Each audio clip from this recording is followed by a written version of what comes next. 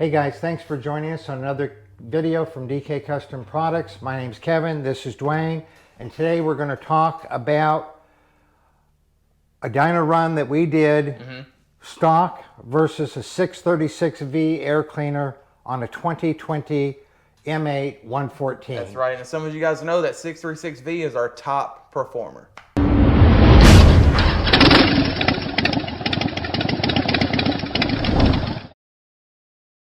So we had Nathan's bike on a dyno the other day, and we did a base run. We got it up to temp. Yep. Did a base run on the dyno with his stock air cleaner and his some sort of aftermarket slip-on, I don't remember what. After we did the base run, we then put the 636 air cleaner on it. Yep. Brought it back up to the exact same temperature, same humidity, everything the same. Right. And then did a run with the 636V. And so, Dwayne, why don't you share with us the results and what they mean? That's right. And you'll notice one thing Kevin did not mention, the bike has not been tuned.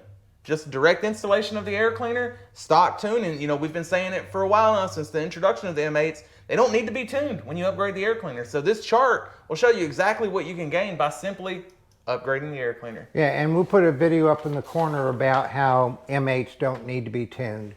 So you can see here, this red line, that's that's the run with stock air cleaner in place. Again, stock tune, stock fuel mapping, all of that. And you'll see max power was about 77, a little over 77 horsepower, but 104 foot-pounds of torque, which, you know, these M8s 114, impressive for a stock bike, 104. And then just, again, simply upgrading the air cleaner to the 636V. Boom, you see the power come on a little earlier and ramped up a lot sooner.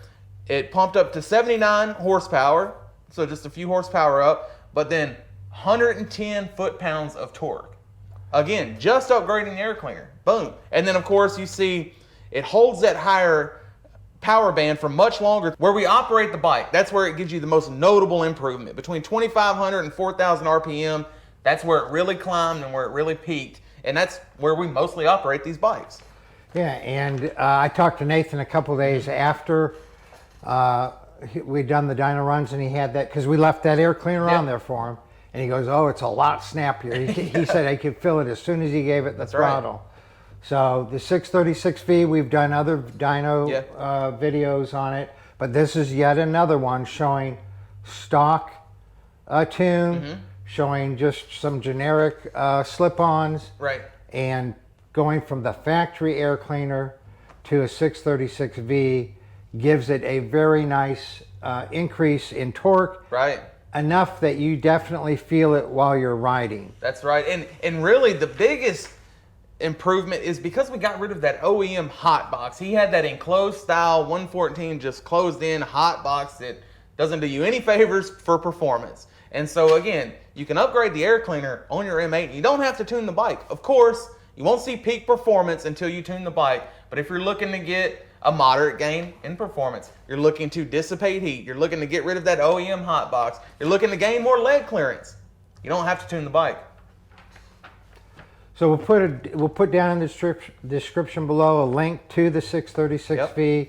We'll put up in the corner a link to other videos we've done on the 636V. That's right, and these are available for Sportsters, twin cam applications, and of course the Milwaukee 8. Of course, two other benefits of the 636V is it has an external breather system built into it, and the other is because of the shape of the intake track, it increases the velocity of the air going into the engine, and that's why it outperforms so many others out there. That's right. And again, this is a forward-facing style air cleaner, a lot like the Harley heavy breather. I think there's one called the Sidewinder. Arlen-S has like a monster sucker, and they're great, but their detriment is they don't vent externally like the 636V. And they don't have the shape of the track. We'll put up a dyno chart comparing our forward facing with the others. That's right. Now, if you guys have any questions at all about anything you've seen in this video, leave us a comment or shoot me an email to support@dkcustomproducts.com. Y'all ride safe out there.